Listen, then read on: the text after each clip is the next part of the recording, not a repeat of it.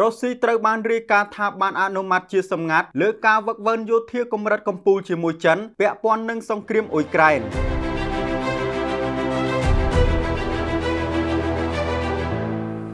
យោងតាមការចុះផ្សាយរបស់ទីភ្នាក់ងារសារព័ត៌មាន Reuters បានឲ្យដឹងថាការវឹកវើយោធាជាសម្ងាត់របស់ចិនដល់កងទ័ពរុស្ស៊ីកាលពីឆ្នាំមុនត្រូវបានអនុម័តដោយផ្ទាល់ពីសំណាក់រដ្ឋមន្ត្រីក្រសួងការពារជាតិរុស្ស៊ីលោក Andriy Belosov និងមានការចូលរួមពីមេទ័ពជាន់ខ្ពស់នៃប្រទេសទាំងពីរយ៉ាងហោចណាស់4រូបឯកសារសម្ងាត់បង្ហាញថាគណៈប្រតិភូយោធារុស្ស៊ីដឹកនាំដោយឧត្តមសេនីយ៍ឯក Rastam Muradov ដែលធ្វើដំណើរទៅកាន់ប្រទេសចិនដើម្បីចូលរួមវគ្គវឹកវើពិសេសរួមទាំងវគ្គសិក្សារយៈពេល3 សប្តាហ៍ស្ដីពីការការពារវិទ្យុសកម្មគីមីនិងជីវសាស្ត្រនៅឯមូលដ្ឋានយោធាក្នុងទីក្រុងប៉េកាំងកាលពីខែវិច្ឆិកាឆ្នាំ2025ព័ត៌មានស្ដីពីការវឹកវើកងទ័ពរុស្ស៊ីប្រហែល200នាក់នេះបានបង្កឲ្យមានការព្រួយបារម្ភយ៉ាងខ្លាំងដល់បណ្ដាប្រទេសនៅអឺរ៉ុបប្រធានគោលនយោបាយការបរទេសសហភាពអឺរ៉ុបលោកស្រីកាចាកាឡាស់បានបញ្ជាក់ថាទីក្រុងព្រុចសែលបានផ្ទៀងផ្ទាត់ព័ត៌មាននេះរួចរាល់និងកំពុងវិយតម្លៃលើផលប៉ះពាល់ខណៈដែលសហភាពអឺរ៉ុបកំពុងពិចារណាលើវិធានការឆ្លើយតបចំពោះចិន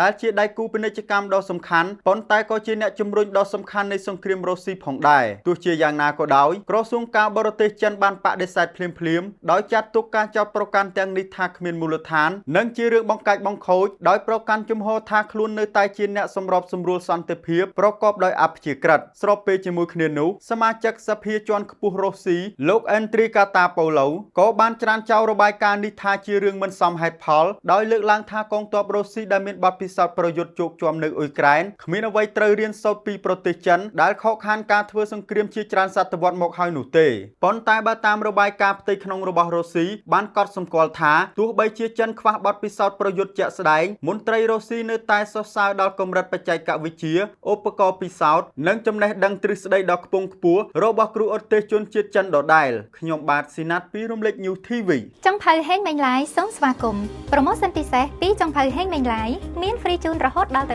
15មុខនិងភោជនីយដ្ឋានសម្រាប់គូស្វាមីភរិយាថ្មី25គូដំបូងដែលមានបំណងចង់រៀបអាពាហ៍ពិពាហ៍និងពិសាភោជនីយអាហារនៅភោជនីយដ្ឋានចាប់ពី40តុ60តុនិង80តុប្រញាប់រុះរាន់ឡើងកម្មវិធីពិសេសនេះផ្ដល់ជូនត្រឹមតែ25គូដំបូងតែប៉ុណ្ណោះសូមតាក់ទងមកកាន់ហាងយើងខ្ញុំតាមរយៈ Telegram អាសយដ្ឋានផ្ទះលេខ